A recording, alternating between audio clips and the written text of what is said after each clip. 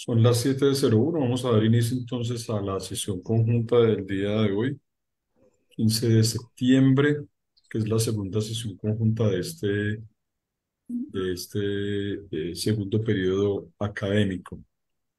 Eh, Esta reunión, que la venimos haciendo desde hace pues ya varios años, lo que busca es mostrar y socializar un poco desde cada departamento las acciones que se están realizando, sea eh, realizadas por estudiantes, realizadas por docentes, eh, en cualquiera de las áreas, sea docencia, sea investigación, sea proyección, visualizar un poquito lo que hace cada uno y a la vez pues enterarnos todos de todas las actividades que se están realizando.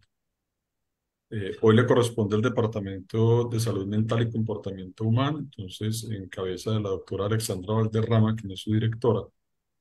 Vamos a dar inicio entonces a la sesión del día de hoy. Muchas gracias por la asistencia. Les pido por favor que cierren los micrófonos, también las cámaras, eh, y pues se pueden, si hay de pronto pues ya alguna inquietud o algún comentario, pues lo hacemos a través del chat y ya al final daremos un espacio para que abramos a todos los comentarios que bien quieran hacer. Entonces, doctora Alexandra, adelante y muchas gracias. Muy buenos días para todos. Como el doctor Carlos Villegas lo manifiesta, la sesión conjunta del día de hoy es realizada por el Departamento de Salud Mental y Comportamiento Humano. La charla que se va a dar a continuación es la educación sexual en colegios, estrategia en el cambio de paradigma en torno a la diversidad sexual y el logro de la salud mental. La doctora Adriana del Pilar Arcila, como ustedes conocen, es profesora adscrita al departamento y junto a los profesores Natalia y Adolfo desarrollan este programa desde el año 2015 en un colegio de la ciudad y desde el año 2019 en personas privadas de la libertad. Es una experiencia exitosa, fuera de ser una experiencia exitosa para el departamento. El objetivo es la educación sexual, tanto en personas o en muchachos adolescentes y en personas privadas de la libertad. Para nosotros es muy importante este proyecto porque visualiza a la universidad y al departamento en la ciudad. Muchísimas gracias a todos. Les dejo a la doctora Adriana Arcila.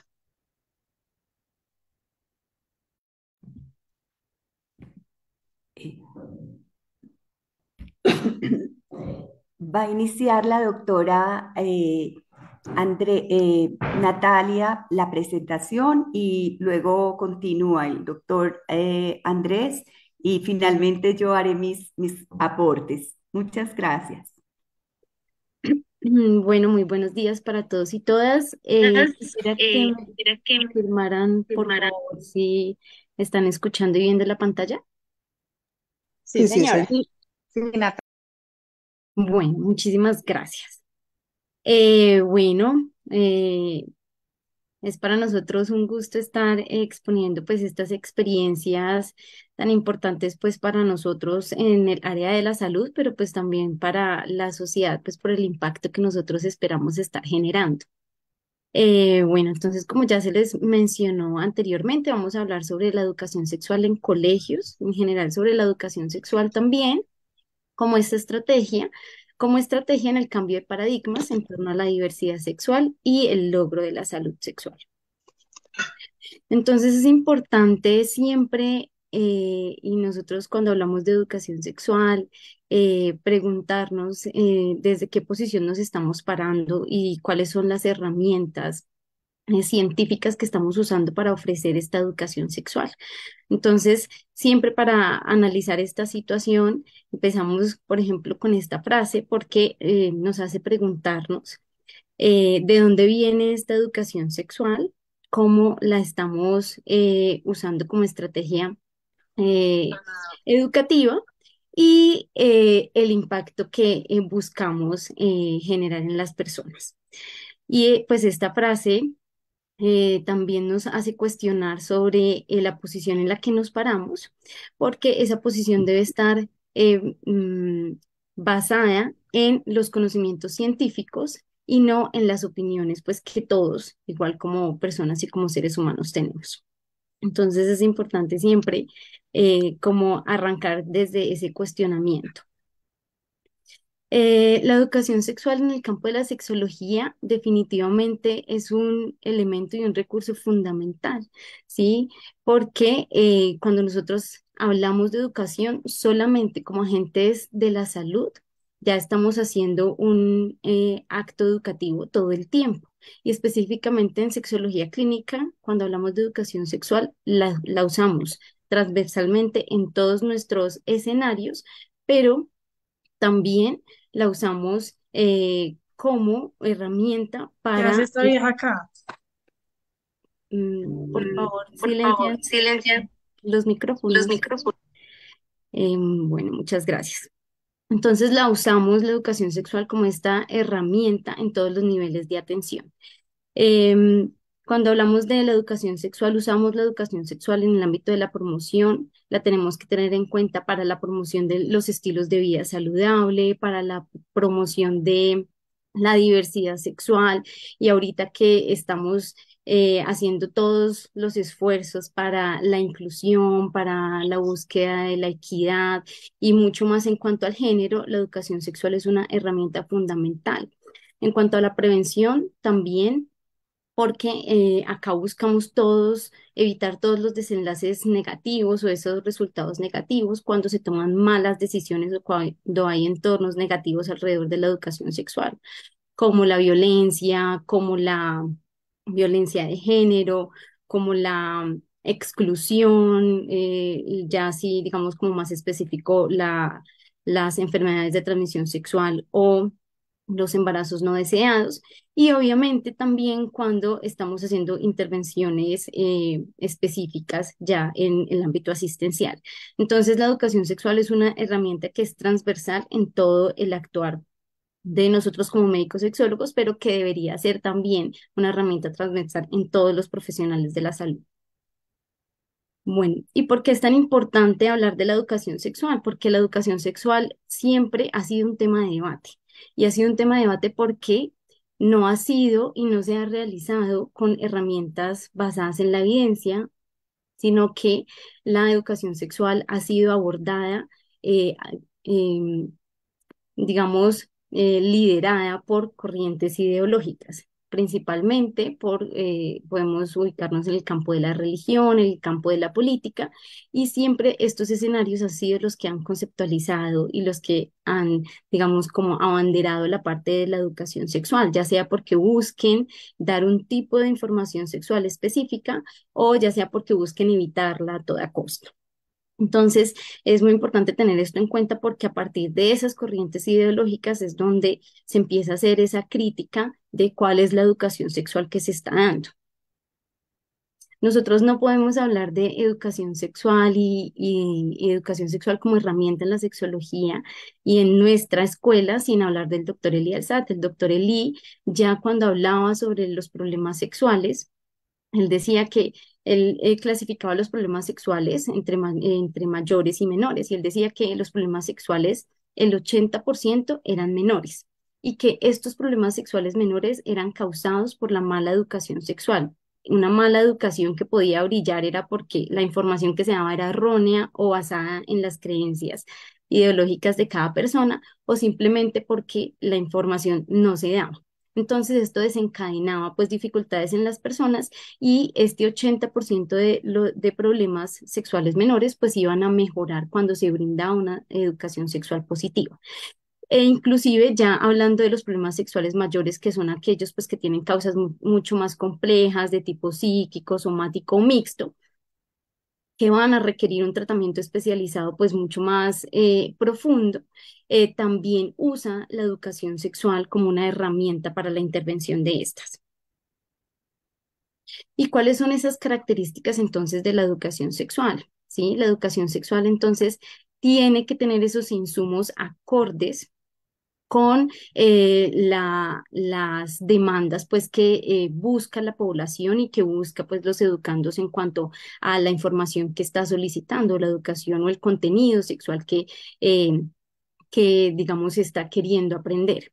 Entonces, la educación sexual tiene que ser particular en cuanto a que tiene que tener en cuenta las necesidades del entorno al que se le va a ofrecer la educación sexual, que tiene que ser científica, significativa y profesional. Y eso es muy importante porque contextualiza la educación sexual, ¿sí? Le da ese carácter de ajuste que tiene que tener, porque no es lo mismo, por ejemplo, dar educación sexual en los colegios, a dar educación sexual en en escenarios como la cárcel, donde pues están personas privadas de la libertad. No es lo mismo dar educación sexual en la educación superior o en madres gestantes o en adultos mayores, ¿sí? Entonces, de esto nos habla que la educación sexual se tiene que ajustar al tipo de población para así buscar que esos vínculos afectivos o vínculos sexuales que las personas pues van construyendo adquieran niveles de funcionalidad adecuados. Entonces, esta educación sexual tiene que estar bien cimentada y libre de sesgos, sesgos de todo tipo, conceptuales, ¿sí? Acá refiriéndonos a que tiene que ser basada en información científica, sesgos actitudinales y sesgos procedimentales. Entonces, ¿cuáles son los objetivos de esta educación sexual? Pues que el ser humano logre un conocimiento y construcción de su propia sexualidad y que forme un yo sexual que sea coherente con su estilo de vida, que sea coherente eh, con la búsqueda de esta función erótica, y también afianzar de forma positiva las relaciones de interacción entre los sujetos y su medio social. Y esto es muy importante porque a veces se suele como desinformar un poco alrededor de la educación sexual, como si se estuviera promoviendo unos comportamientos sexuales de forma deliberada. Pero cuando se hace una buena educación sexual, también se busca fortalecer las relaciones interpersonales, la forma en que nos relacionamos con los otros y evitar todo tipo de violencia. Para esto, pues es preciso contar con un sistema de enseñanza y aprendizaje que reconozca y afiance la educación sexual como un proceso dinámico y que atraviesa pues el ciclo vital de las personas, ¿sí? Y esto volviendo otra vez a hacer referencia a la importancia de que la educación sexual que se brinda se ajusta a cada ciclo vital, ¿sí? Entonces, si tenemos la infancia, tenemos la adolescencia, el adulto joven, las personas mayores. Bueno. Y acá simplemente para mencionarles los modelos en los que se ha basado, ¿sí? Nuestra sociedad, los diferentes contextos académicos o los diferentes momentos históricos para dar esa educación sexual, que uno podría a veces identificarlos como en momentos específicos de la sociedad, ¿sí? Pero a la final estos modelos siguen presentándose, ¿sí? Desde diferentes contextos, ya sea políticos, ya sea religiosos. Entonces, podríamos decir que los modelos, que son cuatro, se pueden presentar paralelamente cuando estamos hablando de educación sexual. Entonces, el primer modelo es el modelo médico preventivo, es un modelo que la verdad está enfocado en ver la sexualidad como una especie de riesgo. Entonces, lo que busca es evitar todos esos riesgos asociados al funcionamiento sexual. ¿Cuáles son en el ámbito médico preventivo principalmente? Pues las ITS y el embarazo no deseado. Entonces, ese modelo se enfoca principalmente en evitar esos riesgos y además busca disminuir los costos al sistema de salud. ¿Qué metodología busca este modelo? Es una metodología prescriptiva, ¿cierto? Campañas atemorizantes que se enfoca mucho, digamos, en los efectos adversos de las infecciones de transmisión sexual, ¿cierto? Son con esas imágenes impactantes de los cambios anatómicos que pueden generar o del deterioro crónico de la salud, en entregar métodos anticonceptivos, entregar condones, ¿cierto? Es algo muy directivo. Entonces, ¿cuál es el contenido? El contenido, pues, es muy biológico en cuanto a la anatomía, ¿cierto? A las enfermedades, al contagio, a los riesgos del embarazo no deseado, de las ETS y, pues, ahora muy, digamos, como en tendencia, pues, todo lo que tiene que ver con el aborto. ¿Cuáles son los aspectos positivos de este modelo? Pues que es útil para intervenir situaciones específicas. Por ejemplo, si se identifica un aumento en la prevalencia e incidencia de las ITS, entonces pues se usa este modelo enfocado en el uso, por ejemplo, de los métodos de protección. ¿Y cuáles son las limitaciones? Pues que es muy, muy limitado, ¿cierto? Va netamente desde la erotofobia, ¿sí? O sea, le atribuye todo lo negativo a la función sexual. Entonces, lo que genera también es una asociación entre sexualidad y peligro, ¿sí? No se interesa por el desarrollo psicosexual, es muy específica a estos desenlaces negativos, ni reconoce la legitimidad del erotismo. Otro modelo, que es el modelo moral, también es un modelo que es muy usado, ¿sí? Actualmente y pues que también se viene usando desde hace muchos, muchos años. Y este modelo pues lo que busca es educar en la abstinencia, ¿sí? Este modelo se basa en educar de acuerdo a las creencias ideológicas pues de cada población. Entonces, busca educar en la abstinencia de acuerdo a esos valores morales que se tienen. Generalmente, pues en nuestro contexto es un modelo que se representa pues en la religión, ¿sí? Entonces, una metodología muy directiva en cuanto a la abstinencia, ¿sí? Como método principal y pues como se da como en esa parte como de la ideología religiosa, pues una de las metodologías que se usa principalmente es el catecismo. Entonces, ¿cuál es el contenido de esta educación? Pues la castidad, la reproducción humana, ¿sí? O sea, pone, digamos, como en el mismo nivel la función sexual con la función reproductora y le niega, digamos, todos esos aspectos eróticos. También pone la crianza de los hijos y la parte reproductora en este contexto conyugal y solamente le da como ese permiso de vivencia en esos contextos. No es pertinente hablar de la respuesta sexual humana ni anticoncepción en este momento y uno podría pensar que esto está como mandado a recoger, pero la verdad es que es este modelo también el que hace o le hace, digamos, como el debate o digamos, como esa oposición a los modelos basados en la evidencia, los modelos de educación sexual. ¿Cuáles son los aspectos positivos? Pues que de alguna forma también vincula a los cuidadores, a los padres en la educación sexual, le da importancia a esa parte afectiva y a esa parte relacional. Y pues resalta la necesidad de los contenidos éticos, que también pues obviamente es muy importante. Y las limitaciones, pues que no, si no, no se pone también en el centro todo lo que tiene que ver con el placer sexual, con la erotofilia, con el autoconocimiento, distorsiona la información científica y acá, por ejemplo, vemos cómo se niega toda la existencia de la diversidad sexual, ¿sí? De las orientaciones sexuales diversas, las personas homosexuales, bisexuales y también sobre la identidad sexual. Y niega el derecho a la educación sexual, que pues sería positivo. Y el modelo revolucionario, este modelo, digamos que instrumentaliza también la educación sexual de una forma muy política, ¿sí? Y lo que hace es fomentar, y lo que busca es fomentar la crítica al sistema, ¿sí? Lo que hace este modelo es usar el sexo, la educación sexual como un instrumento para hacer como una oposición, ¿sí? A los sistemas dominantes. Entonces, lo que busca es hacer una crítica a esa represión sexual, ¿cierto? Buscar que las personas se empoderen, ¿sí? Para que peleen, ¿sí? Por buscar la satisfacción sexual. Usa una metodología muy activa, debates sociopolíticos, de una forma pues muy beligerante. Entonces también hace análisis crítico de la sociedad capitalista, ¿sí? Por eso digo que también instrumentaliza la educación sexual, pero desde otra posición. Está enfocada también con los derechos sexuales, abandera la anticoncepción y abandera el aborto, ¿sí? Porque pues lo que busca es ir en contra como de esas tradiciones pues más arraigadas. ¿Cuáles son los aspectos positivos? Que hay un reconocimiento de los derechos sexuales, que es mucho más participativo y que transmite valores de justicia, equidad y libertad. Entonces, si nosotros hacemos una mirada como histórica de la influencia de este modelo de educación sexual, uno podría decir, por ejemplo, que este modelo permitió que apareciera pues el divorcio, que se permitiera la lucha por los derechos sexuales de las mujeres, por el empoderamiento para separarse de sus parejas. Digamos que esto puede ser un ejemplo como de los efectos positivos que ha tenido este modelo, pero también tiene muchas limitaciones. Por ejemplo, que confunde la educación sexual con la militancia política, porque lo que hace es, sí, politizar la educación sexual y no reconoce el valor de esas relaciones familiares, de los vínculos afectivos y de las relaciones interpersonales en la educación sexual.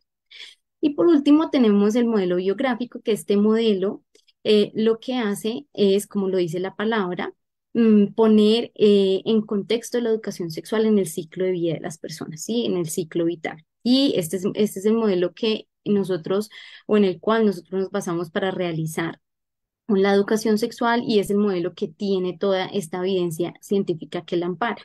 Entonces, ¿cuál es el objetivo de este modelo? Adquirir conocimientos y habilidades para resolver las necesidades interpersonales, afectivas y sexuales. Vemos que es un modelo que ya integra todos estos aspectos. Tiene una metodología que es participativa, que busca que las personas sean también las que tengan acceso y busquen la información.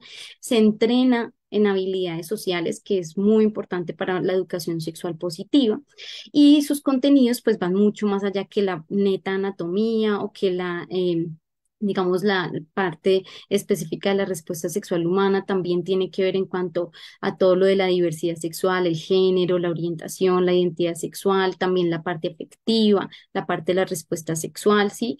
Digamos que los contenidos son mucho más amplios.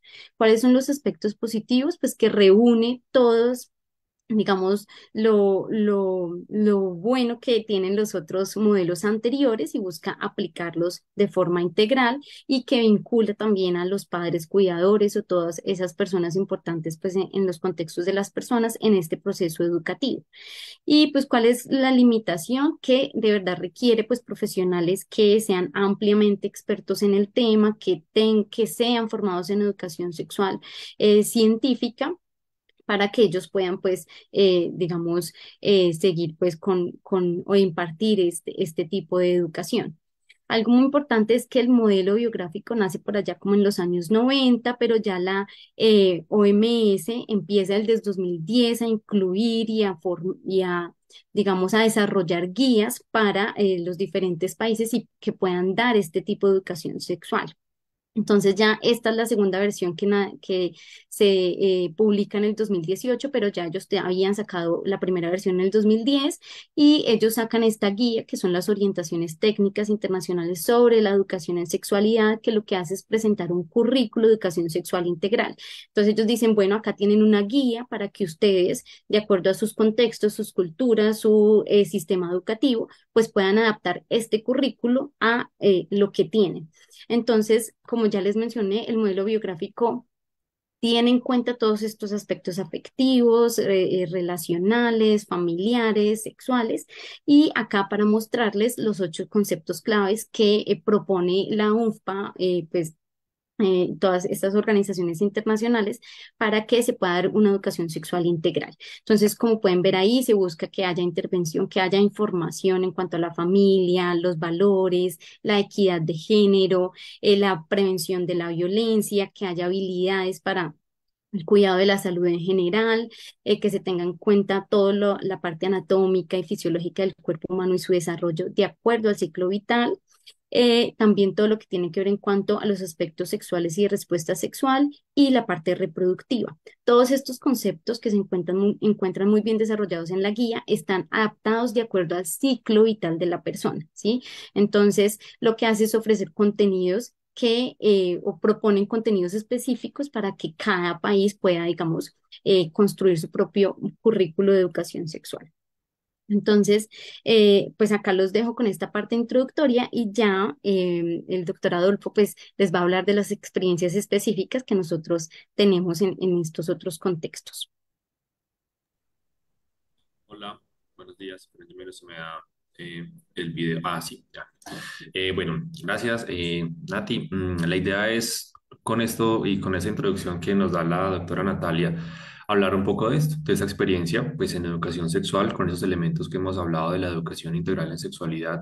Y pues esta experiencia la pudimos presentar en el 13º Congreso Internacional de Salud Pública en uno de los elementos de educación en salud. Básicamente, pues hubo uno de los foros para educación sexual y bueno, quisimos también hablar un poquito de esto. Y como hablaba Natalia ahorita y como hemos visto, sigue Nata para para la siguiente, como hemos visto también en nuestra educación médica, Nati, pasa la siguiente diapositiva, por favor. Sí, Gracias. es que no, No pasa. Ok. O no veo, o estoy yo el que no veo. no pasa. Bueno, dentro de los elementos que tenemos que empezar a mirar, y como hemos hablado en muchas ocasiones, y como fue nuestra experiencia también como médicos, pues generalmente tenemos que empezar a hablar desde los cambios usuales, y desde lo que tiene que ser normal dentro del comportamiento. Básicamente, pues encontramos que en los adolescentes los cambios normales que tienen que ser o que suceden dentro de este grupo en la edad es básicamente empezar a reconocerse como un ser sexual. Si de pronto todos nos podemos devolver para nuestra experiencia en la adolescencia, empezamos a reconocer un montón de emociones, un montón de pensamientos o un montón de sensaciones que antes no teníamos y que tenemos que empezar a lidiar con ellos, ¿cierto? Además de los impulsos, no solamente físicos o de la atracción hacia una u otra persona o la forma como reconocemos esos vínculos emocionales, también sociales y sexuales, y generalmente eso es en lo que tenemos que empezar a enfocarnos. Dale con la que sigue. También reconocer la propia orientación sexual. Muchas personas podrán pensar o podrán decir que es que la diversidad sexual es una moda, que es que ya todo el mundo tiene orientación que es diversa, o que muchas personas pueden, como hay una mayor aceptación de la sociedad, empezar a experimentar. Pero lo que se ha encontrado en los estudios es que la diversidad sexual existe desde el inicio, desde el origen, digamos, de la humanidad, sino que en muchas ocasiones con las restricciones sociales se había evaluado de una forma distinta, y como lo hablaba ahorita Natalia, desde una forma, en ocasiones, desde otros puntos de vista éticos que no voy a tocarlos, pues porque no vienen al tema, pero que catalogaban la diversidad en en la sexualidad como un aspecto negativo, como un aspecto en contra de la naturaleza. También otro elemento y de los cambios que se han visto en los últimos años es la conciencia de la sexualidad y cómo esto afecta la autoimagen y cómo afecta también la autoestima. Y como vemos ahí en en la foto, muchos de los adolescentes ahora en este momento están basando su autoestima en la calificación que les dan los demás. Y depende de cuántos likes tienen o depende de cuántas reacciones positivas tienen frente a un video o frente a una conducta que hacen, llevándolos incluso a tener conductas que los ponen en riesgo. No sé cuántas personas han visto de los adolescentes o de los youtubers o de los estos, instagramers, pues que han muerto por tomarse una foto que genere likes, y eso también llega a aplicarse para la población en la que estamos haciendo esta educación sexual. Y pues tenemos que fortalecer eso, esa percepción de la autoimagen y de la autoestima, no desde la visión positiva de los demás, sino desde la visión positiva propia y desde la autoaceptación. Dale para la que sigue.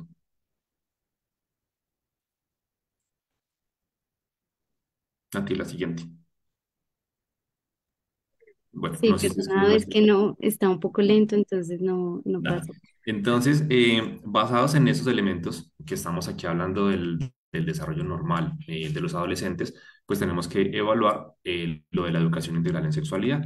Y pues la definición de la educación integral en sexualidad es muy linda, como pasa en muchos de los procesos, tanto de salud como de educación, y tiene un montón de componentes y elementos que quiero de pronto tocar como despacio, ¿cierto? Porque empezamos con que es un proceso, entonces no es de una sola clase o no es de solamente una asesoría o acercarme y decirle al joven, tienes que cuidarte con las enfermedades de transmisión sexual o no me va a llegar el embarazo, y muchas personas creen que eso es educación sexual.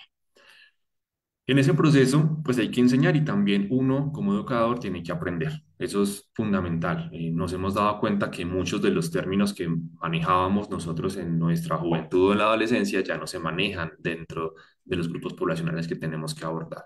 Y un ejemplo, yo creo que nos impactó es el de bluginear. Creo que es una conducta que muchos de los que estamos acá podemos reconocer y llegamos a vivir, pero cuando uno le habla al adolescente de bluginear, ellos no saben qué es bluginear, o en los grupos que hemos abordado no reconocen esta palabra.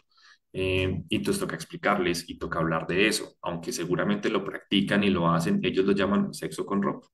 Mm, no es tenemos que tener muy acorde como los términos en los que nos acercamos a ellos. Y pues tenemos que en ese proceso hablar de elementos cognitivos, emocionales, físicos y también sociales de la sexualidad. En esto, pues muchas ocasiones lo que tenemos es, como lo decía Natalia, preparar a las personas con conocimientos, con habilidades y con elementos que hagan cambiar sus actitudes hacia unas actitudes más positivas hacia la sexualidad y hacia el cuidado propio, ¿cierto? Que también busquen esto, generar la habilidad de tener como el poder propio de poder decidir sobre si entran o no a una relación sexual, si entran o no a un comportamiento. No siempre tiene que ser sexual, sino hablar con otra persona, decir sí, decir un no, sí. Y intentar generar, mejorar la capacidad de elegir, y de cómo esas elecciones pueden afectar el bienestar propio y el de los demás. Y si en muchas ocasiones a uno como adulto se le dificulta reconocer cuáles son las elecciones que más bienestar le van a traer, o si en momentos de la vida uno a veces llega con dificultades para encontrar como en qué va a actuar o en dónde va a actuar o cómo va a ser su mejor elección, pues para los adolescentes mucho más. Y son elementos que tenemos que empezar a darles como pauta para que ellos tengan toda la capacidad de intentar, como decía Natalia, basados en esos cambios de esa edad, pues mejorar su proceso de desarrollo. Dale para la siguiente, Nati. Hablamos entonces de una educación sexual positiva. La educación sexual puede ser o negativa o positiva. Les voy a poner un ejemplo. Por ejemplo, la educación sexual negativa hace referencia a ese tipo de educación que puede diferenciar o que puede verse desde otros puntos de vista éticos y que a veces por omisión o por dificultades en la capacidad de comunicación o por susto o miedo de hablar de ciertos temas, no se hace de forma adecuada. Un ejemplo que podemos tener para una educación sexual negativa es cuando de pronto vemos un paciente o una paciente que fue abusada en la infancia y que el abusador le dice, esto es una conducta normal que pasa, no sé, entre un papá y una hija. Esa es la educación sexual que el papá le está dando a la hija.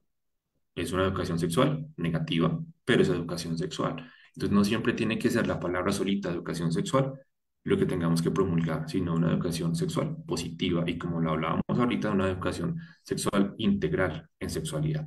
Y básicamente eso es un proceso formativo e informativo y acá pues también recalqué algunos de los términos más importantes y es de un conocimiento razonado y científico, no es de cualquier tipo de conocimiento y como le decía Natalia, tiene que ser acorde con el desarrollo intelectual y que busque una actitud tolerante hacia las opiniones de las otras personas. Creo que en Colombia ya hemos vivido mucho tiempo de violencia por esas actitudes de intolerancia que tenemos o que se pueden llegar a tener frente a lo que no es como pensamos o lo que no es como lo sentimos. Y que busquen generalmente lo que está en rojo, ejercer responsablemente y en el momento oportuno la función sexual. Eso es lo que tenemos que buscar en las personas, no solamente en los adolescentes, sino también en los adultos e incluso en los adultos mayores. Dale la que sigue, Nati. Dentro de lo que hemos hecho, y como le decía la doctora Alexandra Valderrama ahorita, más o menos desde el 2015, en el grado de octavo, en ocasiones pasamos a noveno o en otras ocasiones pasamos a séptimo, de la normal superior, el colegio que queda ahí justo arriba de la facultad, pues tenemos unos horarios para dar esas clases de educación sexual. En esta se abordan más o menos 6 grupos de grado octavo. Cada grupo tiene más o menos entre 35 y 40 estudiantes, o sea que al año estamos abordando casi 250 adolescentes, 230, 220 más o menos, de las edades entre 13 y 15 años. Este, este elemento y estas clases de educación son dadas principalmente por los residentes de segundo año, que dentro de las materias que ven en ese año de residencia está la parte de educación sexual 2, que lo que busca es que ellos aprendan también a generar ese conocimiento en las otras personas. Y como lo hablaba Natalia ahorita, uno de los elementos más importantes es que las personas que dan educación sexual tengan un conocimiento adecuado Entonces, por eso lo implementamos desde ese año de residencia y lo que estamos buscando es que se formen formadores. Dentro de la escuela normal, ustedes saben que hay otros 2 años en los que las personas pueden seguir haciendo el estudio para salir como docentes o para tener como un adelante en el proceso de ser docentes. Y bueno, qué mejor que empezar a formar a estos posibles docentes desde la adolescencia y que empiecen a notar o que empiecen a evaluar la sexualidad desde un punto de vista distinto. La idea y lo que siempre buscamos es hacerlo de una forma muy dinámica y muy acorde para la forma como los adolescentes entienden y aprenden de sus vivencias. Incluso ponemos ejemplos entre ellos mismos o muchas veces son muy participativos y eso genera mucha satisfacción cuando, cuando vamos terminando pues como los cursos y las clases. El que sigue, Nati. ¿Qué temas tratamos? Pues los que evaluamos desde los cambios normales que se dan en esa etapa de la vida, como las conductas sexuales humanas. Bueno, también empezamos con el tema de diversidad sexual, donde abordamos los cambios anatómicos, los cambios físicos, los cambios en el pensamiento, en la forma como ven a los demás, en el gusto que se empieza a presentar o la forma como se empiezan a sentir, las conductas sexuales que van cambiando y que por eso también los educadores sexuales tienen que tener un proceso de aprendizaje constante, porque las conductas sexuales pues van cambiando y no es un misterio que cada vez que sale un invento nuevo en la humanidad siempre es trasladado hacia la parte de la sexualidad. Abordamos el tema de la primera vez y el embarazo adolescente no para restringirlo la primera vez, sino para dar elementos para que los adolescentes puedan, cuando van a tener su primera vez, será una elección de ellos, pero puedan tener los elementos suficientes para decidir si entran o no en esa conducta sexual y para que tengan todos los elementos del sexo seguro. Nosotros lo definimos el sexo seguro como buscar el mayor disfrute de los encuentros sexuales, minimizando al máximo el riesgo de o una ITS o un embarazo no deseado o una conducta violenta o una agresión por parte de la pareja. Pero siempre, y en los adolescentes nos toca hablar inicialmente desde los derechos y desde la parte positiva de la sexualidad, porque es la forma como podemos llegar a ellos inicialmente. Y después de eso, después de hablar de los elementos positivos, buscar darles como las reglas de juego que sean más adecuadas para su educación sexual. Pasa por bueno, porque también encontramos esto, porque dentro de algunos estudios que se han hecho, incluso pues tomando población de la facultad, hemos visto que la percepción de la diversidad ha cambiado. Muchos de los chicos que fueron evaluados en ese proyecto de investigación, del cual tomamos esta información, encontramos que pueden llegar a tener en muchas ocasiones pensamientos o deseo sexual por personas del mismo género. En otras ocasiones también encontramos que hay un mayor reconocimiento de esa orientación sexual diversa, de que las conductas sexuales cada vez van cambiando y que tenemos que abordarlas, además de que empieza a haber un inicio más temprano de los encuentros sexuales y entonces nos toca abordar a las personas desde antes. Muchas ocasiones hemos encontrado, no solamente en ese estudio, sino en otros, que los adolescentes no utilizan anticoncepción en su primer encuentro sexual porque no les hablaron de eso y es muchas veces preferible hablar de anticoncepción antes de que lleguen al primer encuentro sexual y que tengan esas herramientas para poder tomar esa decisión de utilizarlo o no, y no al contrario, hablarles después de que ya empezaron su vida sexual. Y también otro elemento que hemos visto es que hay un mayor disfrute de los encuentros sexuales por parte de las mujeres. Eso ha cambiado en comparación a los últimos 30 o 40 años, donde había un elemento de la ética que es la permisividad amorosa, en la que predominaba las conductas sexuales desde que se dieran dentro de una relación amorosa o dentro de una relación aceptada por la iglesia. Ya casado se permitía, pero el resto no. Eso ha ido cambiando y las personas pueden llegar a sentir un poco más de disfrute con los encuentros sexuales. Y sigue a la última de la parte que tengo yo, que es las limitaciones que hemos encontrado dentro de este proceso de educación sexual en el colegio. Uno es los horarios, que son pues a veces horarios difíciles porque los viernes son como cuando hay la mayoría de los eventos culturales. Hay una celebración religiosa todos los viernes, o hay entrega de calificaciones, o ese día es el día cultural. Entonces, eso siempre tiene muchas restricciones en cuanto a los horarios que podemos tener. El tiempo asignado desearíamos que no fueran solamente 4 horas, sino que en realidad fuera un proceso transversal en el que se pueda seguir abordando todos los adolescentes en cada una de las materias, dándoles información acerca de la educación sexual, que no solamente es sexualidad o no solamente es sexo, como se percibe desde muchos puntos de vista, así como algunos docentes lo han visto.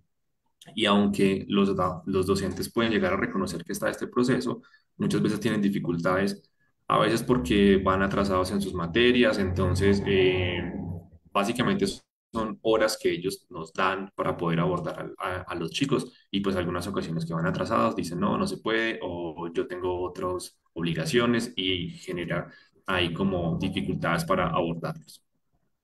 Y otro elemento muy importante es la reacción de los padres. Al principio, muchos de los papás generan como esa resistencia a que se les pueda dar educación sexual a sus hijos. Y esta palabra inocente sale mucho dentro del debate o dentro de las razones que pueden dar ellos para no querer tener una educación sexual, porque le van a robar la inocencia a los hijos, porque van a dejar de ser lo que era, porque ya van a dejar de ser niños, porque se van a volver adultos. Tienen como esa concepción de que entre más información tenga uno, se va a hacer más malo. Y pues esta es la definición de inocente que uno puede encontrar en Google, ¿cierto? Que está libre de culpa o de pecado, pues es que hablar de sexualidad no significa que se convierta en pecador o que se convierta en culpable de algo, ¿sí? O se relaciona también con la malicia, con la mala intención o con la picardía. Bueno, de pronto la picardía no sé en algunas conductas sexuales, pero justamente estamos buscando lo contrario. Que cuando una persona decida tener un encuentro sexual o decida tener un acercamiento con otra persona, pues no tenga una mala intención, ni de hacerse daño a sí mismo ni a otros, sino básicamente que esté buscando una adecuada forma de interactuar con los demás e incluso consigo mismo. Entonces, eso es un elemento que muchas veces tenemos que abordar dentro de las restricciones o las limitaciones que pueden haber para la educación sexual. Y bueno, acá hay algunas de las fotos que podemos tener estos son como en el 2018, más o menos, cuando estábamos empezando en esos cursos. Dale para los que siguen, Nati.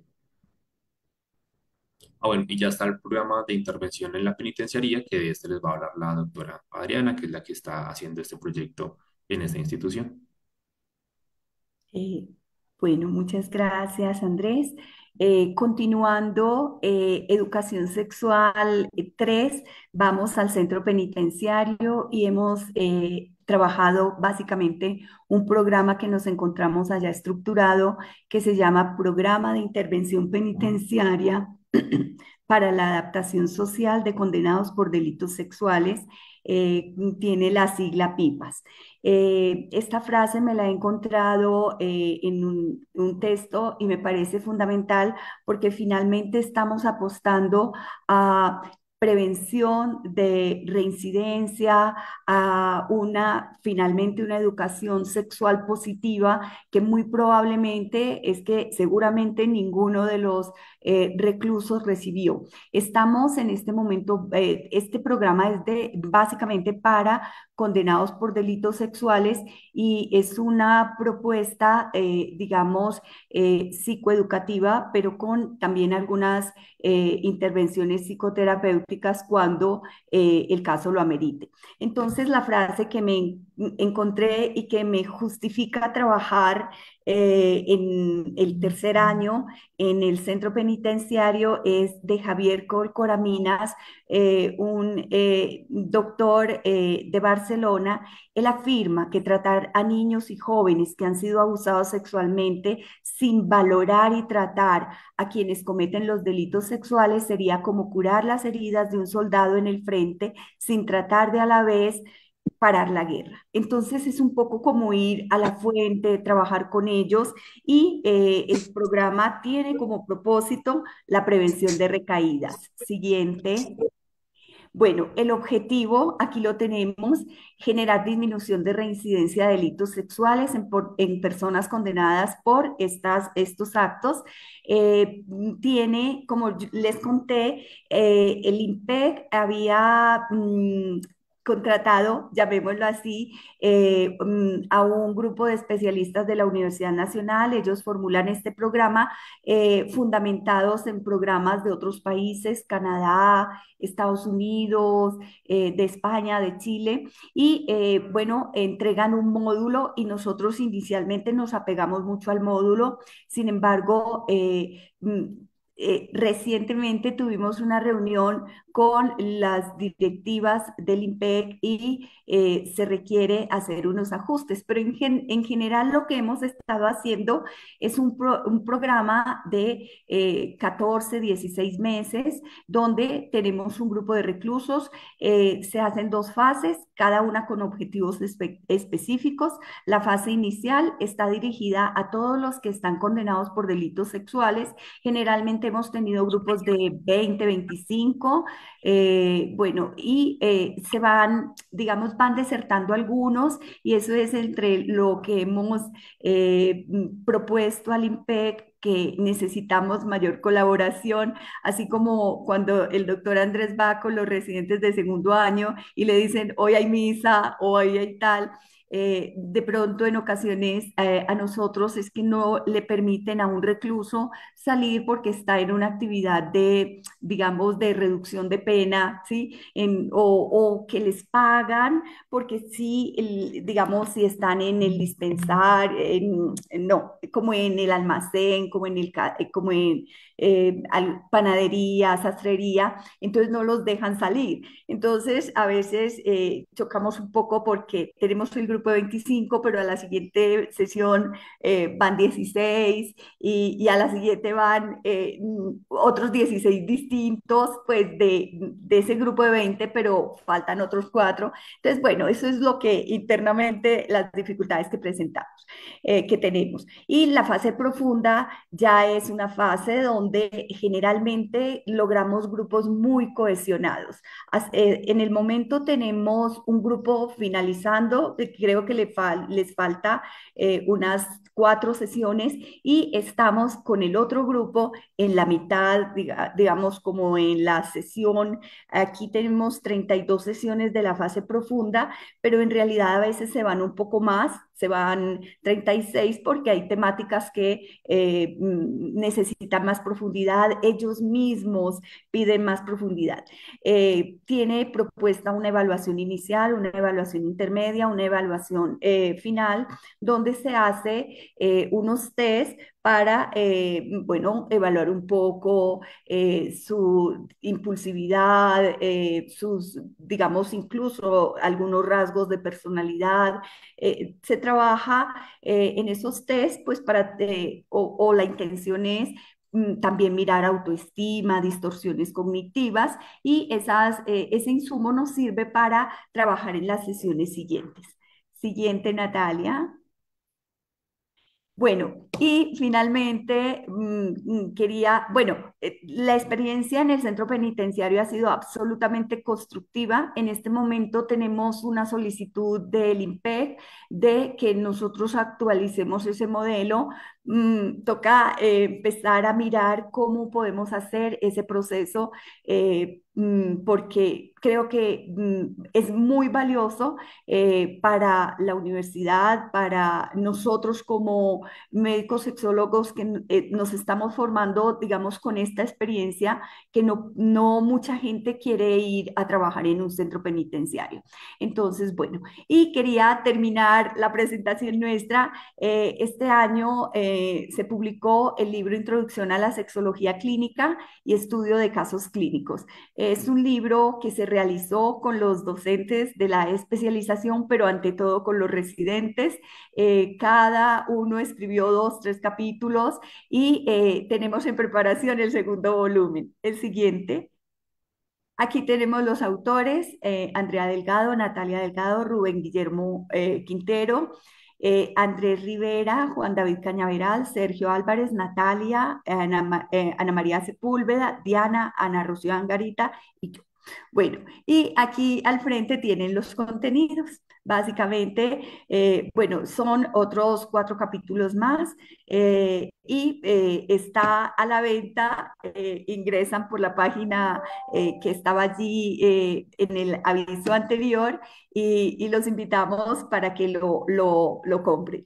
Es un libro que tiene como fundamentación, bueno, tiene unos capítulos iniciales para la intención fue hacer un módulo para que los residentes que inician vean un poco cómo hacemos los procesos, las intervenciones y tengan los ejemplos de casos clínicos. En el segundo volumen tenemos más revisiones temáticas. Bueno, muchas gracias a todos por la atención.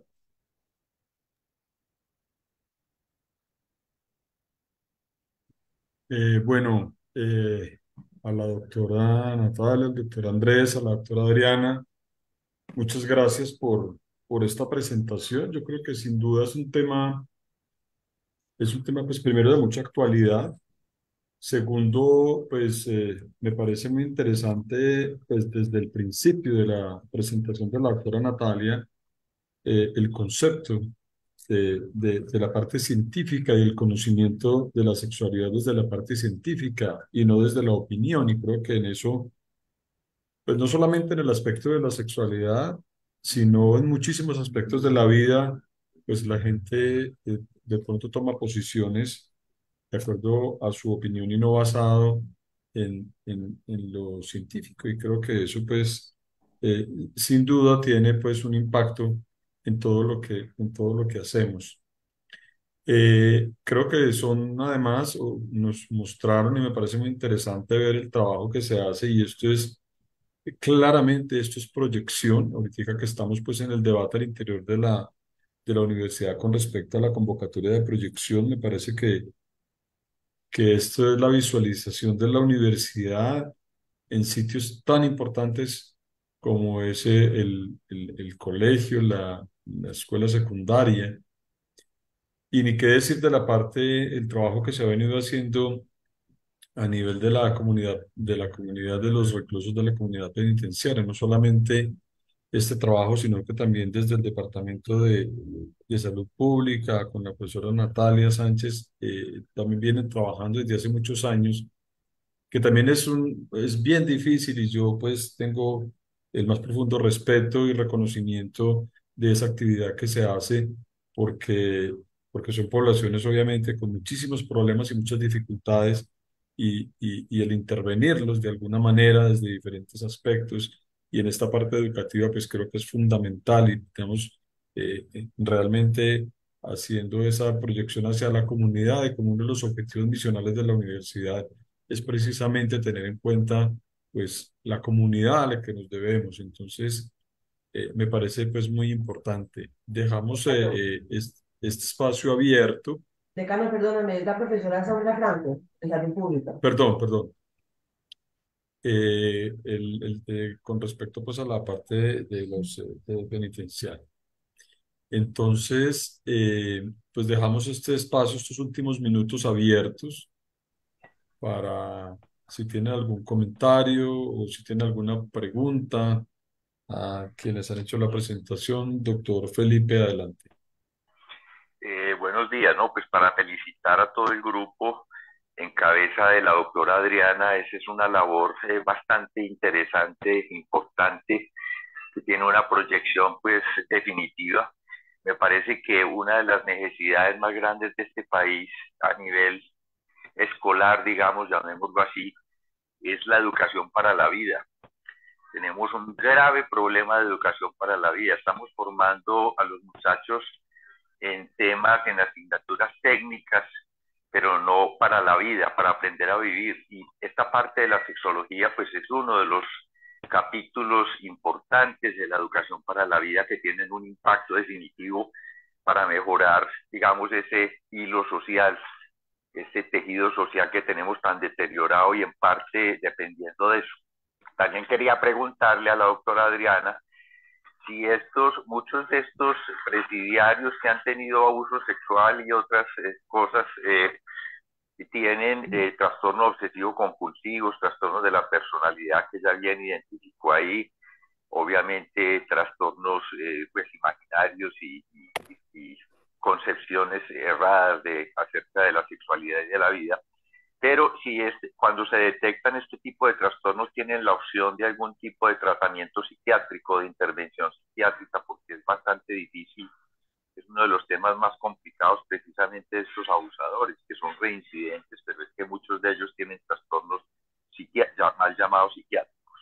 Entonces yo quería preguntarle a la doctora Adriana y a la doctora Valderrama también si ellos tienen algún programa de intervención en este sentido.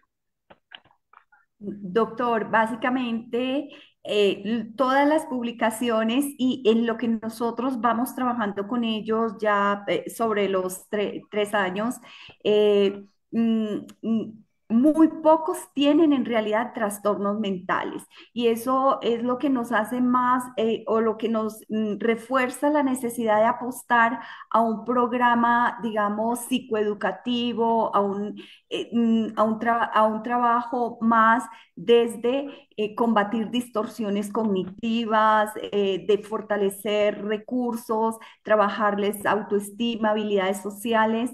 Muchos de ellos están, digamos, condenados incluso por algo que es nuevo y que lo estamos conociendo y en la especialización hemos tenido oportunidad de estudiarlo mucho, el cibersexo, adicción a pornografía, sexting.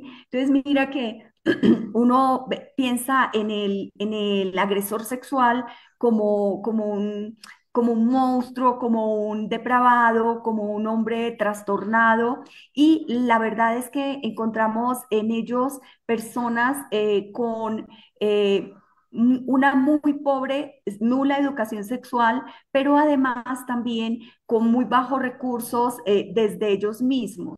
Entonces es trabajar sobre sus autoestimas, sobre su dignidad. Entonces es un proceso como de reconstrucción, ¿sí? Y la verdad es que en un año yo creo que nos podemos grabar una sesión final del cierre del grupo que estamos a punto de cerrar y es increíble los testimonios que ellos nos dan.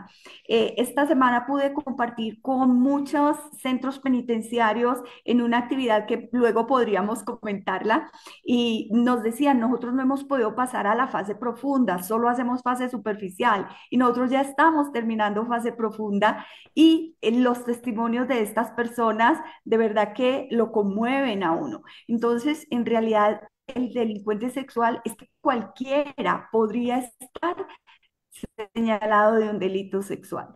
Entonces, es una apuesta desde la terapia, desde no enfocarnos, poner el foco en el castigo, sino precisamente en la plena sexualidad sana. Entonces, ¿qué pasa con ellos? No tuvieron una formación en sexualidad, llamémoslo positiva, como planteaba el doctor Andrés, y empiezan a incurrir en conductas inadecuadas, en conductas francamente delictivas. Pero entonces es hacer ese proceso con ellos. Es una apuesta.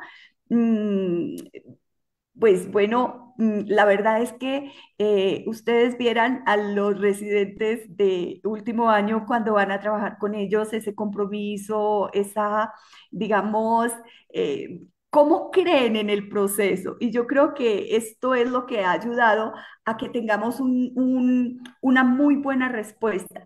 Nosotros tenemos internos que nos dicen, doctora, es que estar sentado aquí estas 2 horas nos cuesta dinero y ustedes no se alcanzan a imaginar lo que puede ser, bueno, los 20.000 pesos que les pueden dar por esas 2 horitas cuando puede ser su único ingreso. Entonces, bueno, doctor Felipe, la mayoría de estudios de distintos lugares, de distintos países, no encuentran realmente una psicopatología.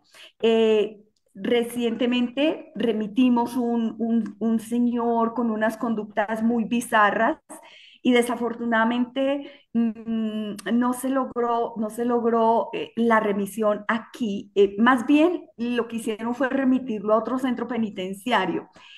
Por fortuna, creo que en el otro centro penitenciario va a tener la oportunidad de por lo menos la valoración del psiquiatra.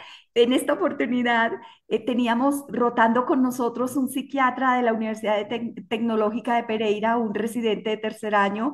Él lo valoró, él lo formuló, él dio unas pautas, pero desafortunadamente no entendemos pues muy bien todos esos procesos que yo creo que en la medida que nosotros nos vamos metiendo al IMPEC, porque mira que nos llamen, porque, o nos llamaron del IMPEC Nacional, social, nos interesa que ustedes hagan, que ustedes lideren. Entonces, yo creo que vamos a poder tener injerencia para poder detectar esas situaciones y ya los psiquiatras, ya se los entregamos a los psiquiatras que ellos puedan hacer su intervención. Muchas gracias.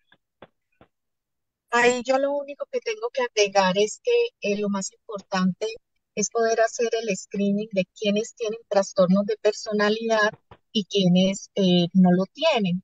Como decía la doctora Adriana, ellos hacen unos test de personalidad porque sería un criterio de exclusión un paciente que tenga un trastorno de personalidad, porque lo primero que necesita es un tratamiento para el trastorno y después sí hacer el programa de psicoeducación sexual.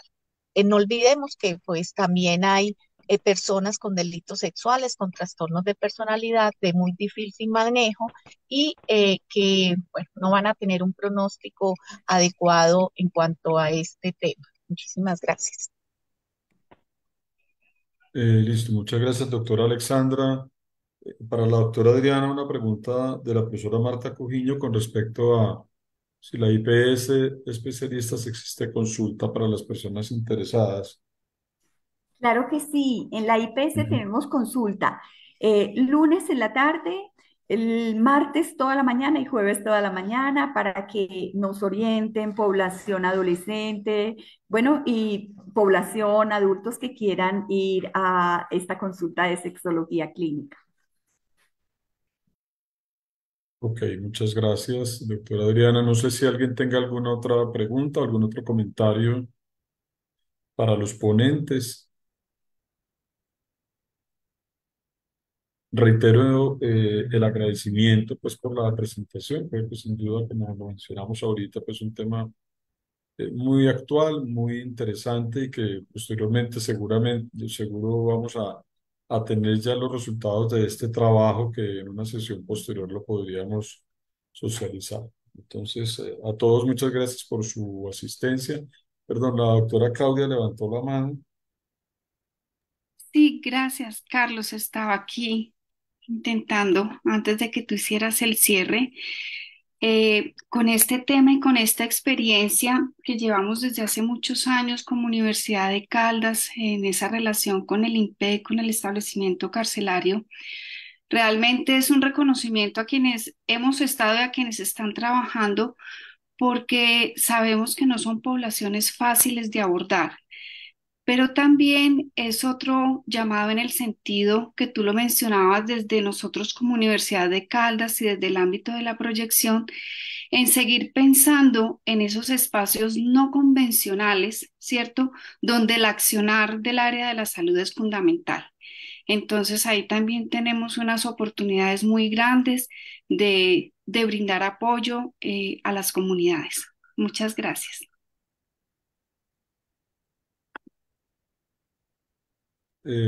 Listo, claro que sí. Ahoritica que hice yo el comentario con respecto a salud penitenciaria y que pues evidentemente, como lo menciona la profesora Luz Elena, la persona que ha estado a la cabeza de este trabajo es la profesora Sandra Milena Franco. Pues aprovecho para hacerle la invitación al quinto simposio de salud penitenciaria que se va a realizar este jueves, es el 22, perdón, yo reviso acá una cosita, eh,